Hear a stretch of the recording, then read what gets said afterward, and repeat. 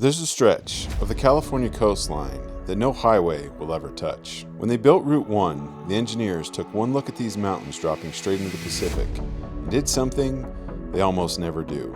They gave up, routed the whole thing inland, and left this place behind. People started calling it the Lost Coast. I came here to see what gets left behind when the modern world decides a place isn't worth the trouble.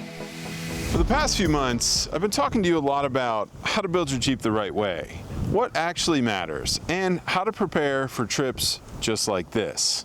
So today, I'm putting that system to the test. I'm out here in Northern California, and I'm about to explore the Lost Coast. My main goal is to see if this place lives up to its incredible reputation of rugged harshness and absolutely stunning beauty. So come along with me on this journey so we can find out together. My trip started in Fort Bragg, California, heading north on Route 1 with the ocean off my left shoulder. For about an hour, it's everything you picture when you think of the California coast. Open water, sea air, road bending along the cliffs. Beautiful, easy, the kind of driving that makes you forget you're going anywhere in particular. Then, Route 1 does the thing it's famous for out here. It turns its back on the water. The road swings inland towards the US 101, away from the coast entirely, because the coast ahead simply won't allow a road. That's the whole story of the Lost Coast in one steering input. This is the most rugged, underdeveloped shoreline in the lower 48, not because somebody set it aside or drew a line around it to protect it. It's wild because the King Range climbs straight out of the ocean here, thousands of feet, too steep and too unstable for anyone to build through. The highway engineers ran the numbers, walked away, and the wilderness just stayed the wilderness by default. So, while the rest of the California coast filled up with towns and traffics and overlooks, this stretch got skipped, passed over, forgotten in the best possible way. And what's the coolest part? The work to reach it is exactly the reason it's still worth reaching. Heading down Usal Road here. The goal tonight is to camp at Usal Campground. Hopefully we can get a good spot down there. Hopefully it's not too packed yet. It is early June, so you never know who's out. There's been a decent amount of traffic already, but we'll just see what we find. This is definitely just kind of a nice, pleasant, easy roll through the woods here. Nothing crazy so far. In my research, this is actually supposed to be a pretty easy part of the trail anyway. So when we continue to head north, after we camp tonight, I think it gets a little tougher, but beautiful here through the woods. Usal Road climbs towards Usal Beach, and this is where the Lost Coast stops being a story and starts being a place you can see. The trail bends along the edge of everything, ocean on your side, dropping away further than you want to think about. Beaches that run for miles with nobody on them. Cliffs hanging over the water like they're deciding whether or not to let go. This is the gateway, where the beauty starts, and the ruggedness starts right alongside of it.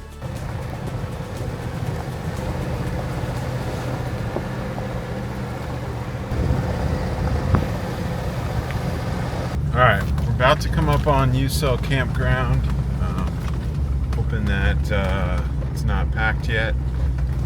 So when we get up there, hopefully there's a decent spot where I can get some shade. It's really like mid-afternoon, so we got plenty of time to get set up and get ready for dinner and play a good night.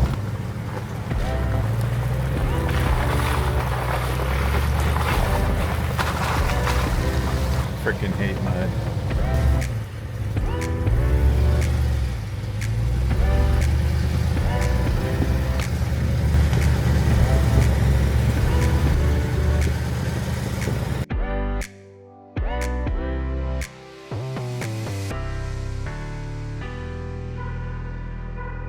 Looked around for about 10 minutes, a lot of people out here, but this spot is killer. Check this out.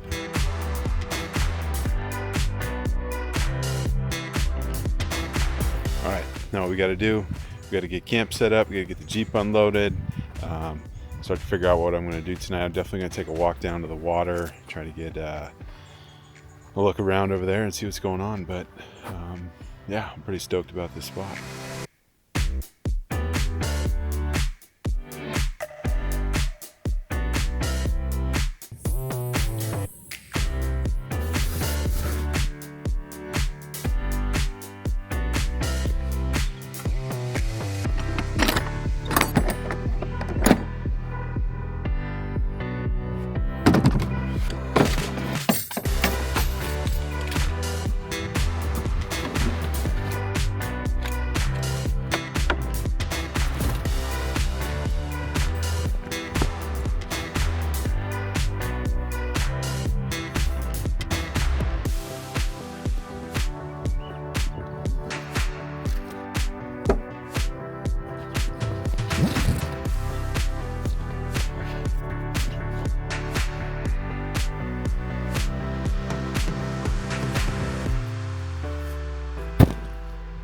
Okay, got the Rome Adventure Co. Drifter tent.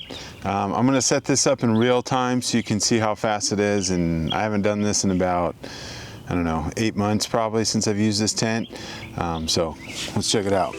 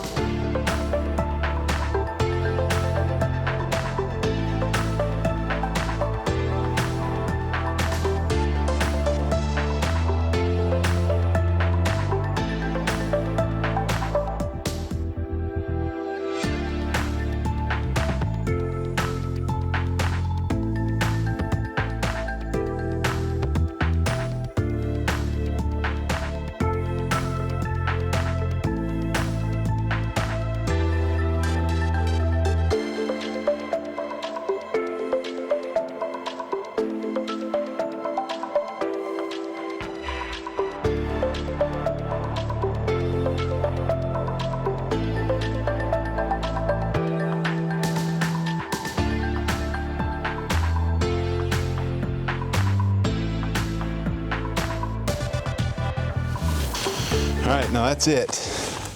Not sure how long that took, but we'll check it out. Now if I want, I can put a rain fly on that, and I'm also gonna stake it down, but it's up.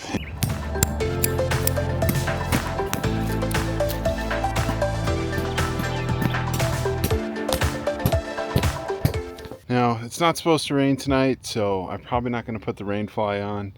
I got the windows, everything's covered up in here, so I'm just gonna get everything set up inside and not worry about the rain fly for tonight.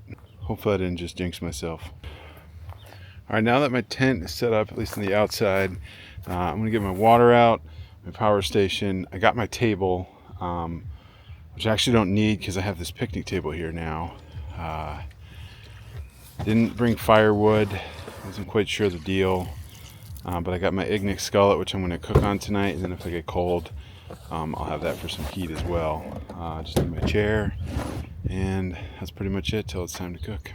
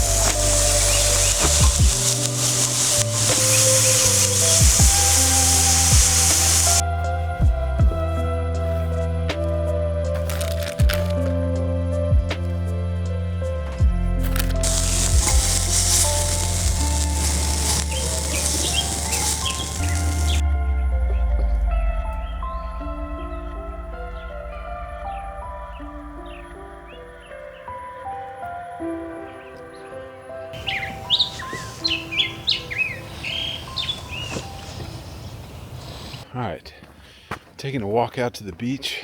It's actually not that far from where I'm camping, but you can't actually get there. The river's in the way, so gotta take the long way around. But try to get out there, maybe hang out there for sunset. It's definitely a bit of a longer walk than I expected, but I think it's gonna be worth it. By the evening, I was down on the beach, and the light was starting to turn gold. This is the part that's hard to explain to anyone who hasn't stood here. The sun sitting low over the Pacific, cliffs behind you, miles of empty sand in both directions. You stop reaching for your phone, you stop narrating it in your head, and you just stand there and let it be bigger than you.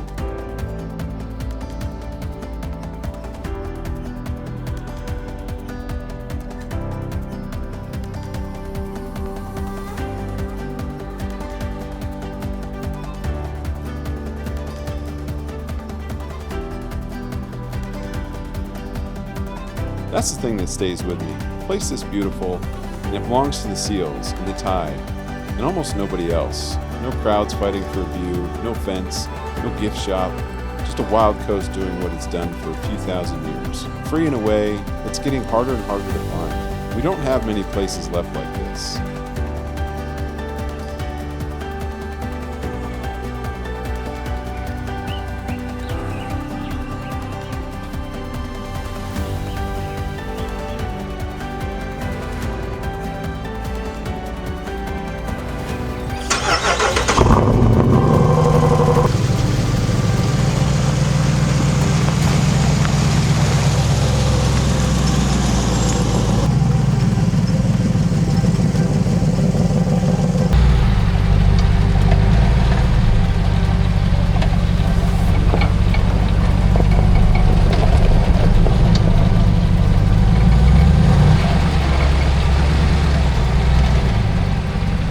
Alright, great night at camp.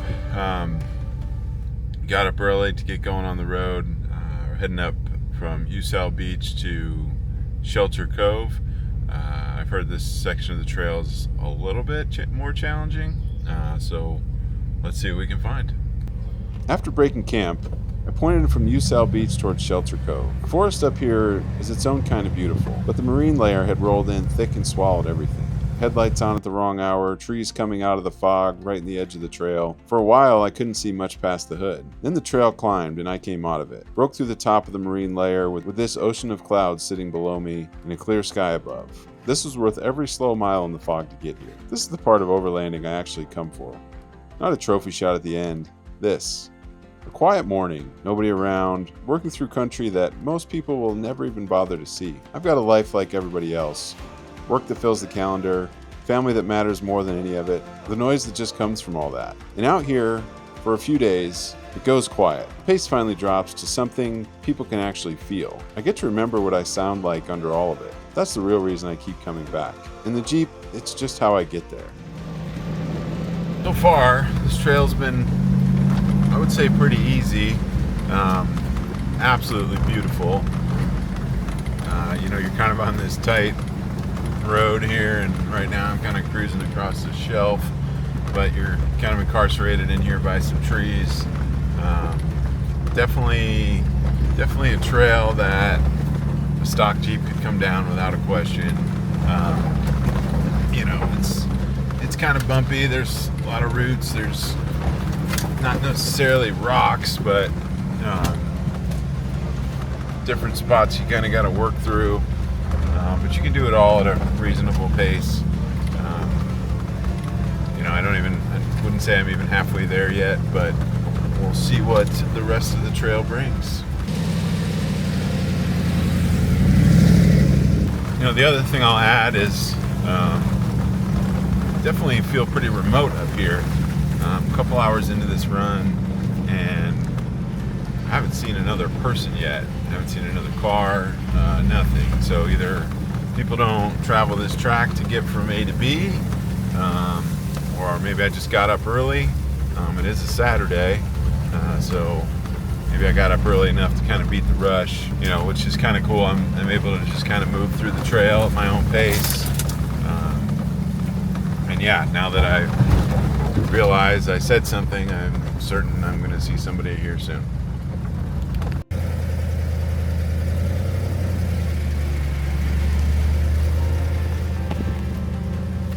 Wonder what lives in there.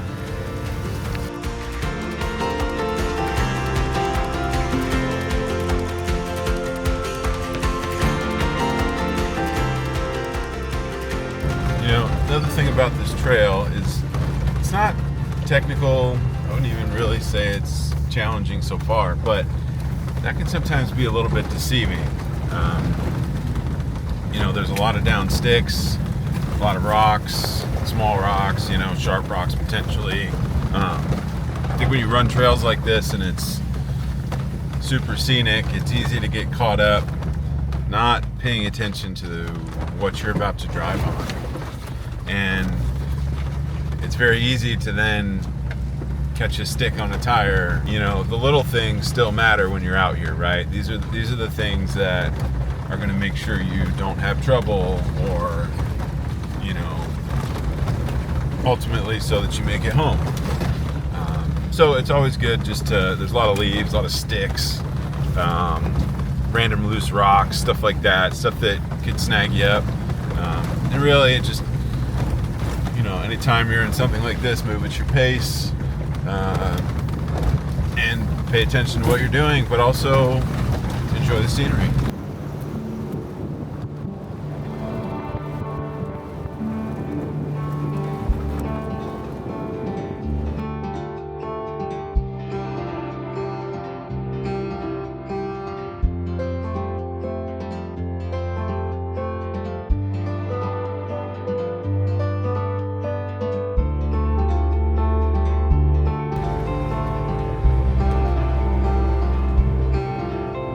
After reaching pavement, it was time to drive down and check out Shelter Cove.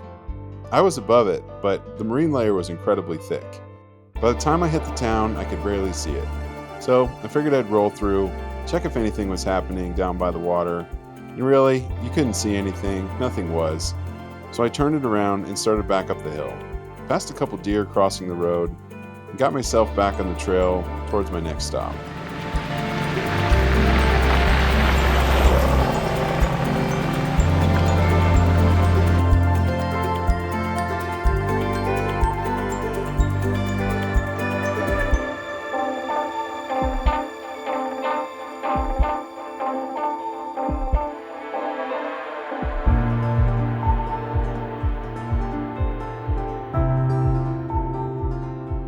Alright, I'm on my way up to the next location. I believe I'm kind of targeting Honeydew on the map, but I believe this is where it brings me up through the King Range. Another amazing forest road. This one's a lot smoother than the other one so far, but for now I'm just going to keep making my way through the mountains here. As you can see before, the marine layer on the ocean is still pretty thick. Hasn't burned off yet, but we're going to get up to the next spot and see what we can find. Just made a turn coming through here and a sign that said no trailers. So obviously always keep that in mind, but I'm curious what we're going to find, if it's just narrow or if it's a little bit more challenging.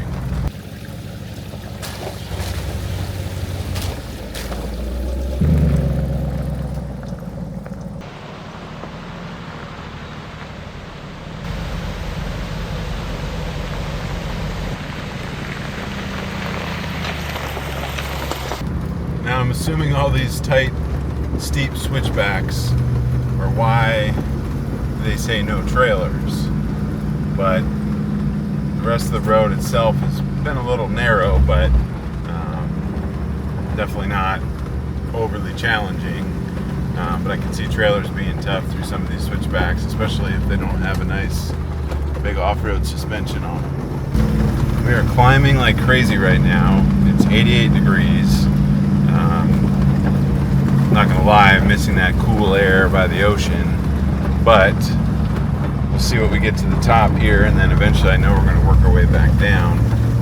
But I'm looking forward to kind of getting to the peak up here and seeing what we can see.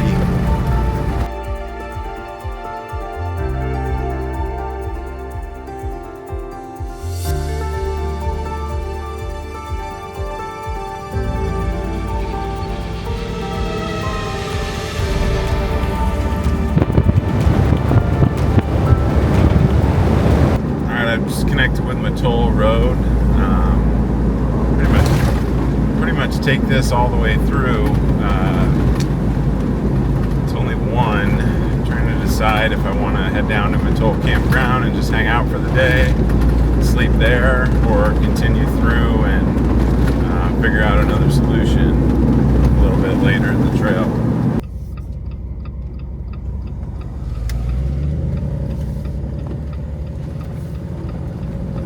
Pretty much that time to make the decision. It's 1:30. Trying to decide if I want to go camp at Mattole Campground, which is just down the road, maybe like 5 miles, or continue on out and then maybe cut back over to the Redwoods for the night.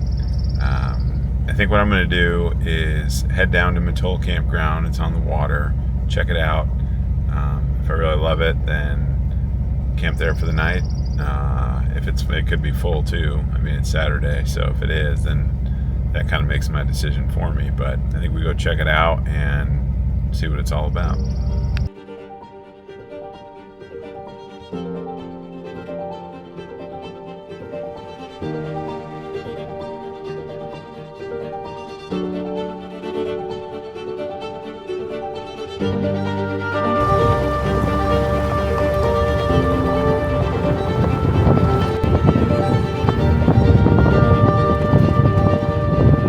Honestly, not very impressive, not really what I'm looking for tonight.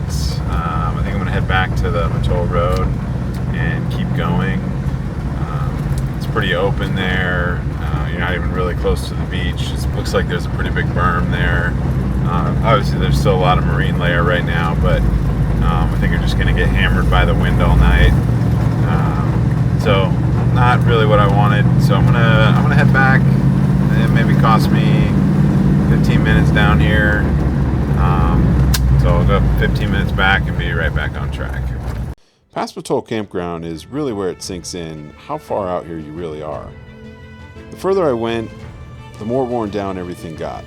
The beauty never quit, not for a second. You can read it in what people leave behind. Buildings giving into the weather, rolling hills with sharp cliffs, but the harshness started showing right next to it.